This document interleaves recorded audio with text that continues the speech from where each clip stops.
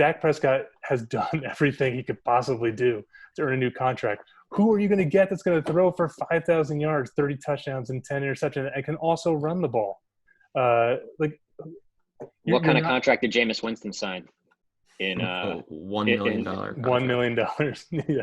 in 1 year deal? Yeah. So Jameis Winston would throw for 5,000 yards, 30 touchdowns, and 30 interceptions. Yeah. Just add 20 interceptions to that number. Hey, he's out there. And Jameis Winston had much better receivers than Dak has been throwing to. Okay. I will say this about Dak. Yes, statistically, he had a very good season. But when you look at his games against some of the top teams in the NFL, first 3 weeks, he lit it up, right? It was against the Giants, the Washington, and Miami, where he had a perfect passer rating, 123, and then basically 92, where in the span of those games, he threw for, 9 touchdowns to 2 interceptions, which is great. Week 4, he plays New Orleans, shits the bed, right? No touchdowns, 1 interception, 73 passer rating.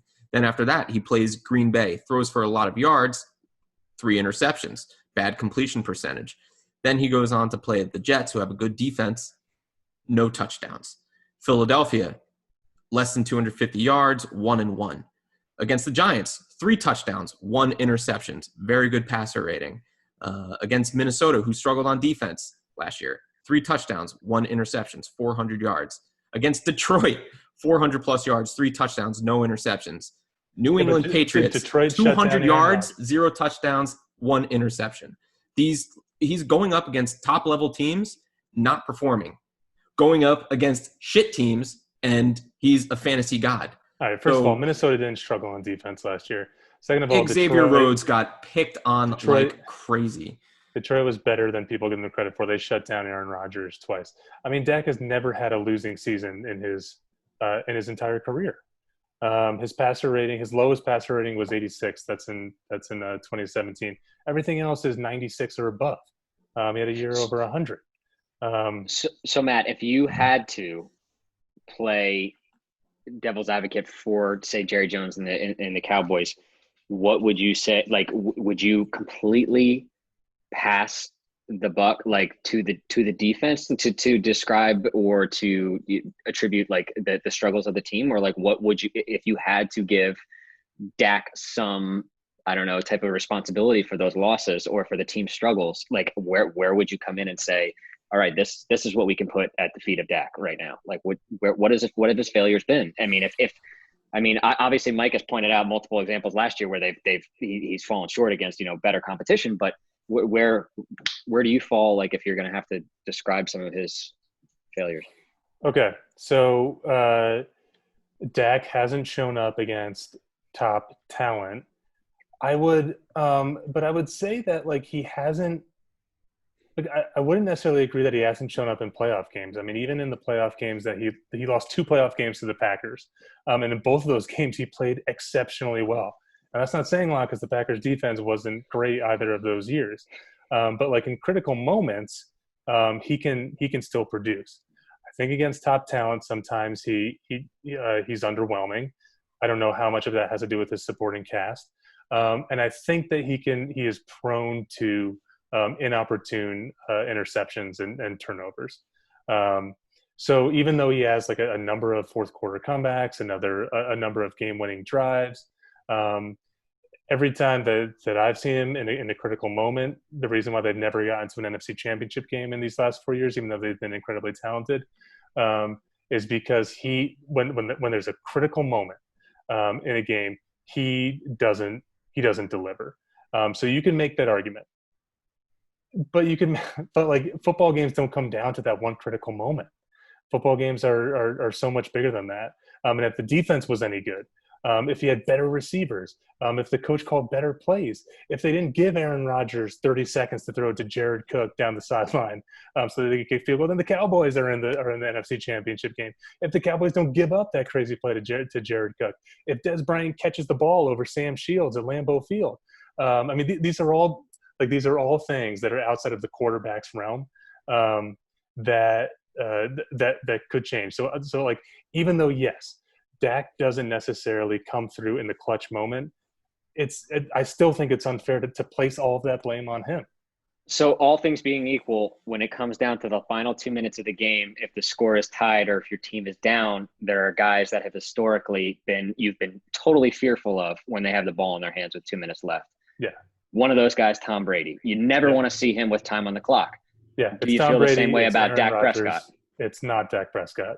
Right. So my question, I guess, would be, do you think that this year, statistically for Dak, even if he doesn't get a deal, and maybe particularly if he doesn't get a deal, another exceptional talent at wide receiver, hopefully Ezekiel Elliott getting his head out of his ass or whatever his problems may be, offensive line stays healthy. Do you think statistically, and Mike, you can chime in as well, do you think that the Dak has an uptick, or is he, do we expect him to trend downwards? I don't know. Like we knock Ezekiel Elliott for being in the Mike McCarthy system. Shouldn't we elevate Dak Prescott for being in the Mike McCarthy system, even though he's not Aaron Rodgers, and there may be some kind of there may be some growing pains early on. And he should reap rewards, though. He should. Yeah. I mean, but last year, 5,000 yards, 30 touchdowns. That's going to be hard to replicate. But with CeeDee Lamb and Mike McCarthy, I think he can easily do that again.